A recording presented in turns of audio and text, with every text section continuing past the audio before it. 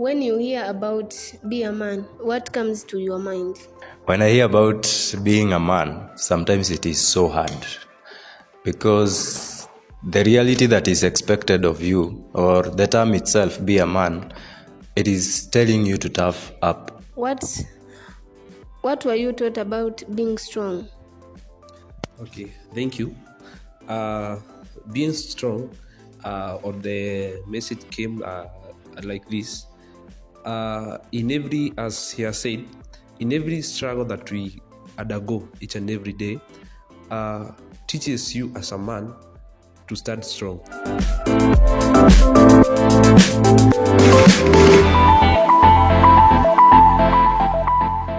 Hello my dear viewer, my name is Mwangi Mwaneki and we are back with another episode of Mind and Mike podcast. And today we are going to discuss the pressure to be strong among men. That is something to do with their mental health and the society expectations. That is the societal expectations and the reality that men face. So today we are going to look at that and we are going to understand between the expectation and the reality, which is the best to look at. Is it the society expectations that we are going to go with, or we are going to look at the reality that men also have feelings? Today I'm not going to host, I'm going to be a normal guest. Nitakuwa na contribute points hapa, but today we are going to have these two beautiful ladies as the hosts. Watatuuliza maswali na sisi tutajibu. My name is Mwangi Mwaneki and watajiintroduce alafu wa introduce the guests. Okay, my name is Stacy Chao. Na hapa tuko na nani? Thank you. I'm Maina Waboy. My name's Jerry Murage and I'm with Mwangi Mwaneki. Okay, and to my first question, Mwangi, when you hear about be a man, what comes to your mind? When I hear about being a man, sometimes it is so hard because the reality that is expected of you, or the term itself, be a man, it is telling you to tough up. Something that maybe you are in a problem or you have some issues that you need to settle. So when someone tells you to be a man, it actually tells you to tough up for maybe that problem without realizing that you also have feelings and emotions. So for me, someone telling you to be a man, it is telling you to fight with your own struggles and stand strong in those situations that are very tempting or are very hard, when you do not even have that energy to go on. Like, people do not understand that as men we also have emotions. Thank you. To Maina, what were you taught about being strong? Okay, thank you. Being strong, or the message came like this. In every, as he has said, in every struggle that we undergo each and every day, teaches you as a man to stand strong. So the strong that I was being advised to be or to take, it definitely define the strongest man that I will be in the later, because I cannot be just an easy person and I'm still a man, and then I'm taking things just the way they are, just the way I want to correct with them. So I can define the strong is able to conquer all things, maybe in the world, in the entire life that you are held in, maybe as a man, the way that you are going to solve things in a very critical way. That is how to be strong. And as we continue, can you remember a time when you felt pressured to act tough when you are struggling? Yes, I definitely remember, and the story ni kubwa, but I'll try just to give something. It was a time I was arrested and my mind wasn't really ready for sleeping in a police cell or something like that, and what people expected out of you is to cope with that thing, to cope with that something. I felt like betrayal, something I felt like my friends left me, and actually because it was something to do with the school, teachers failed me, so I felt like I was failed by people I respected, people I loved.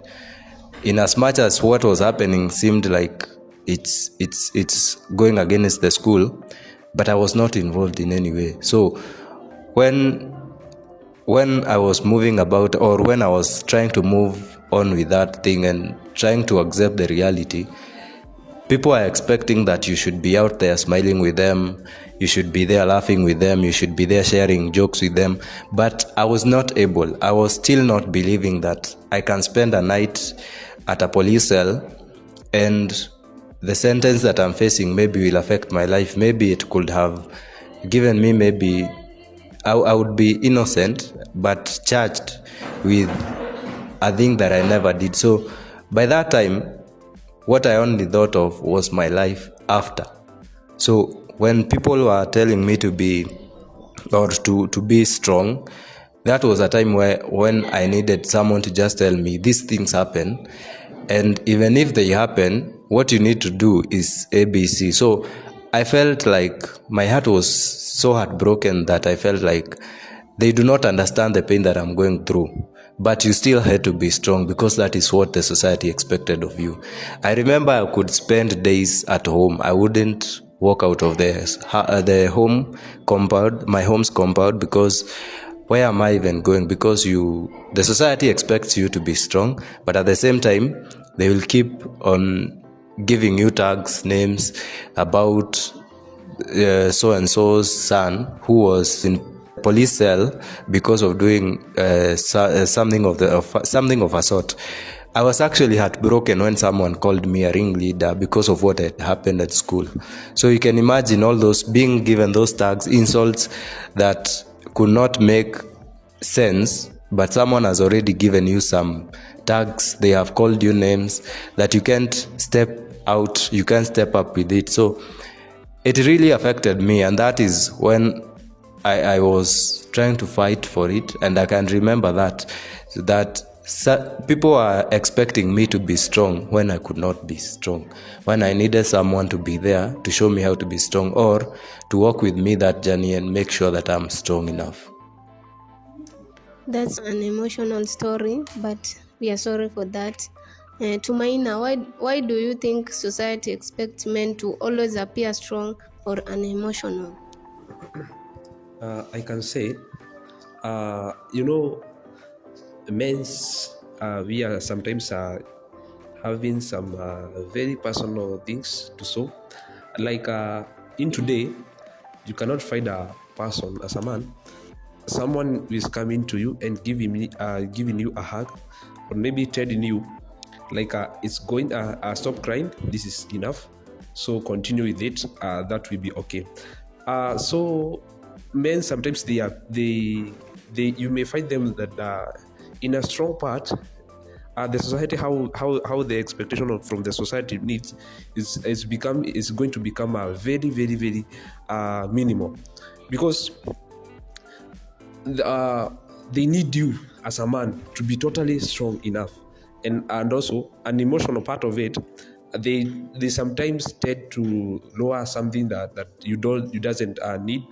Sometimes they force you. You undergo some pressures, some stress, and also such things. But now the cultural, the society, sometimes it doesn't give you a figure of having a strong percentage of you. So it's upon you to become strong enough on your side. That's what I can say. Yeah. One thing about the society is that they'll always expect everyone to be strong, but they never teach us how to be strong. And that is something like drains us emotionally, and you have to deal it as you personally. You have to show up every day, even if it's killing you inside. So as we continue, do you think these expectations come off from culture, family, or media? They come from everyone, because as I've told you, everyone is expecting you to be strong, starting with your family. That is your mother, your father, your siblings. Everyone is expecting you, and even the extended family. Everyone is expecting you to be strong.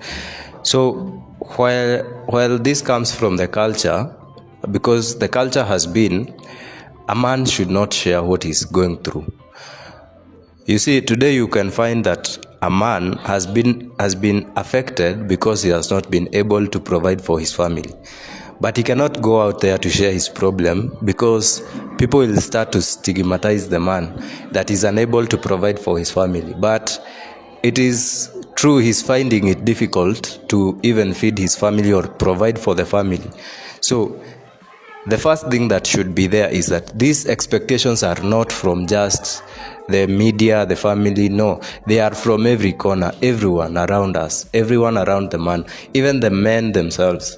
Sometimes you'll find me as a man, I'm going through a certain problem or a heartbreak, but I won't come out to say I'm suffering. I won't go to tell Maina or anyone else or speak because I fear how people are going to judge me. So, but to the great extent, this has been caused, or the expectations come from the culture, because it has been from the culture that men do not speak out, because they think that if you speak out, that shows a weakness in a man.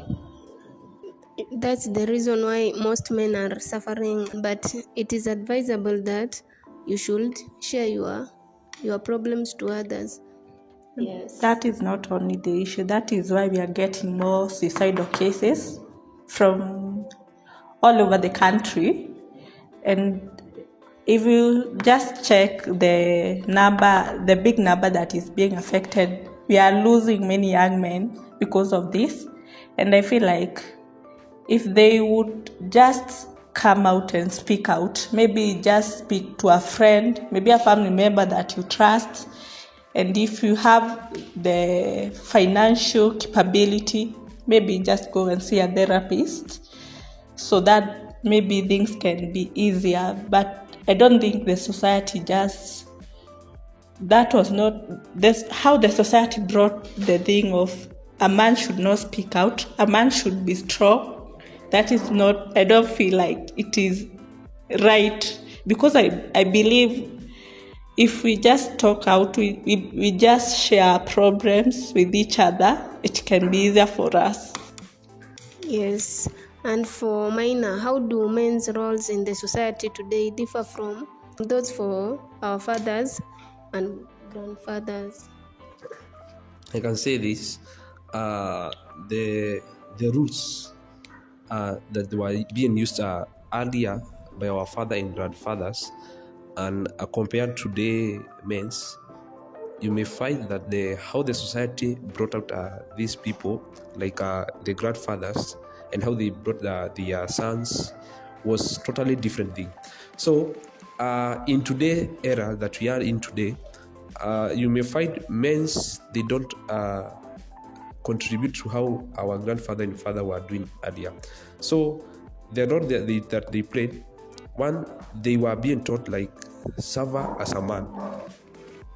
Number two, you are being also guided like when you face any challenge, the first or the thing, the beautiful priority to set that challenge that you are facing is just like you go with it. That's what I can say. On that question of what the difference between the roles of men in the earlier days and today, it is today the role of men is providing for the family. And kitambo kidogo, they will forgive me, but men hapo kitambo, they did not have so many to do, because you will find a man had only to show the family mahali wataenda walime, shamba anawaonyesha, and tunajua they had many wives, so kila familia inajua mahali inafanya nini.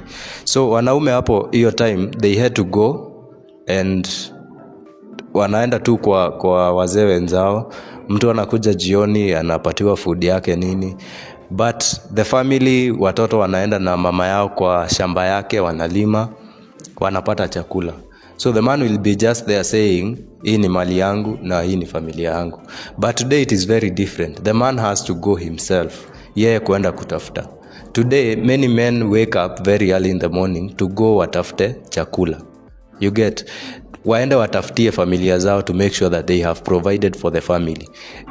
That is very different from what their fathers did and our grandfathers did. You get? So that is the difference that is there between the roles. So you find mwanaume wa sahi akienda akose chakula ya kuletea watoto, hiyo itakuwa stress. But hapo awali hawako na hiyo stress ya ati mtoto atakosa chakula. That was solely a duty on the mother na hao watoto wenyewe. Msipolima shauri yenu. Lakini saa hii you expect your father to even pay for your fees mahali huko. For example, like ours tukiwa students, tuna expect your parent do, sana babako ndo atalipa fee.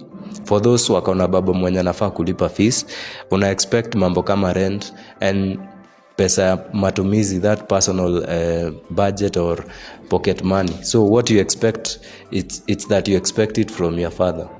So that one, it drains his mental health.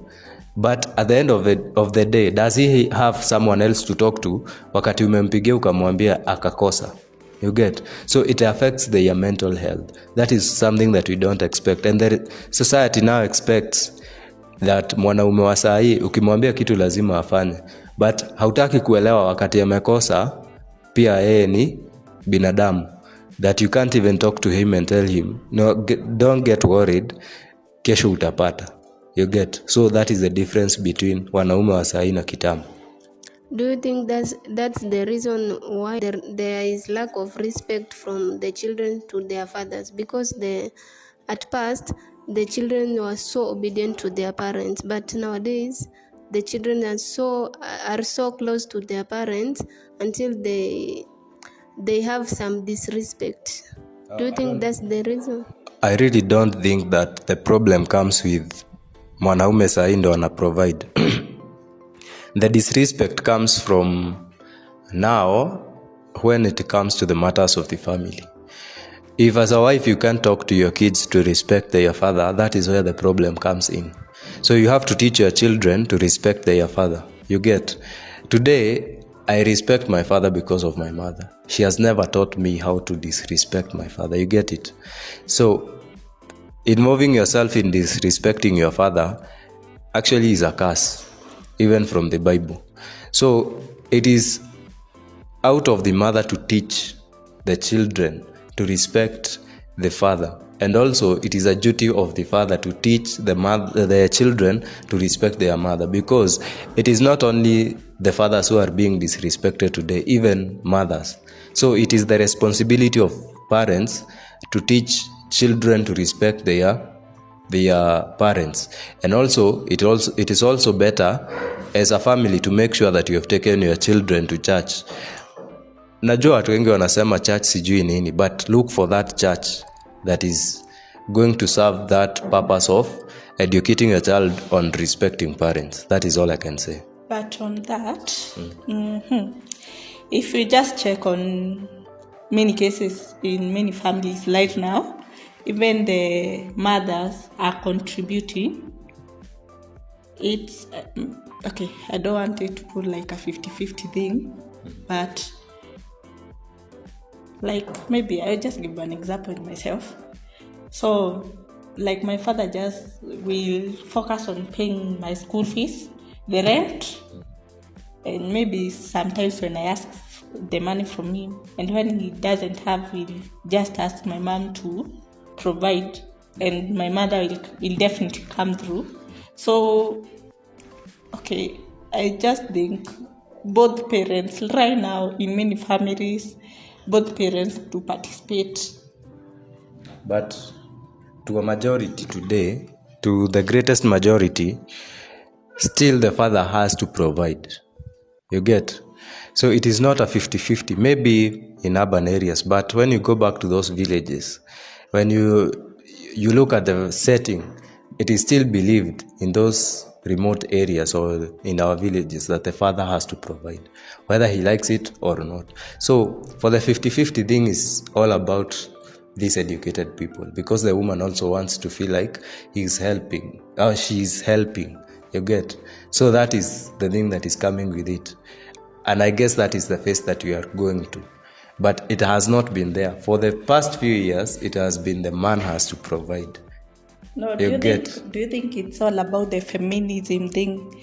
Like we ladies right now, at a very high percentage, the ladies we are becoming, we have been taught like, I need to be educated, I need to have my own job, I can provide. I don't have to stay in the house and waiting for the man to provide. Do you think feminism is affecting in any way?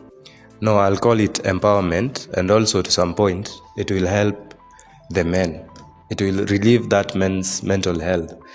And as we do tell the girls to go at school and get education, it is also better to empower men with that thing of let the men speak. Let them speak up their problems so that they can be able to be helped. We can't empower a girl child on one side, but we bring the boy child down. You get? So at the end of it, we are helping the girl child realize herself, but we are reducing the boy child's ability to know himself or to get to be strong as we want, forgetting about his emotions and mental health. Even if you share the bills, there is still that aspect of lazima mwanaume aongee when he has problems, because when you have ati kuna contribution here 50-50, it will now come to that extent where the man amekosa. Najua amekosa, the woman has provided. We know the nature of women will always be, I've been providing in this house, you have not been providing. So like the man ataanza kuumia kwa his mental health, he'll start suffering. So it needs a man aanze ku open up. I know that if today a man loses his job, hataenda kuambia bibi yake, because he fears huyo mwanamke atamkemea, atafanya nini, you get? So it is up to us. Lazima we force this thing of lazima men wa open up. And what if it's in a situation of sickness? In a situation of sickness, it calls for the understanding of the woman or the society. Because if a man ni mgonjwa, you'll definitely feel the impact, because the contribution of a man is always felt, whether we like it or not. But sometimes if you just check on some situation, you will find a man is like, he's sick. Like, even if you just ask him to go to the hospital, he'll be like, I'm strong. But you are getting so weak and you still want to push yourself to work. Do you think that is cool? That is... Okay. What I think, for a man to say that he's strong, it only needs someone to just do what will I call it, to cool his ego, or to make sure that his ego comes down. You have to have a way of showing him that it's okay, you are a man and you are strong, but you need to go to the hospital. You get? Going to a hospital does not mean that as a man you are not strong. No, it shows that you are ready to be helped. So that is what you can do. Like, we can have them, we can talk to them, sweet talk to them, so that they can accept that even as a man, no matter how strong you are, sometimes you can suffer, and you have to accept that you have to do some of the things that are done. Si ati kila time mwanaume ni strong, but unaonanga mwanaume hata kigongwa kwa kidole huwa anaanza kulimp mpaka kwa mguu. So vitu vidogo vinafanya ulimp hadi kwa mguu, but wakati uko mgonjwa serious unakataa. You see, and the other thing is the fear, because they fear that what the society is going to say again. So the society keeps on coming up, because watasema anajifanya si mgonjwa. So you have to assure that man, it is not all about you, it is about us who depend on you. We need to see you strong. It doesn't matter that 1 month, that short period that the society is going to view you as a weak man, but we know you are strong as a family. So you have to go to the hospital, whether you like it or not, to be strong for us. Okay, and Maina, what can the society do to help men feel safe enough to open up to people? I can say it's just a matter of just simply, we just have a class of mentorship for men. that is going to help the people and also the men that are working there. Okay, thank you for your time. Thank you for your engagement in our Mind and Mike podcast. I wish to say hello to these few, Favor Msafiri and Michael Omwandu. Thank you for your support. Please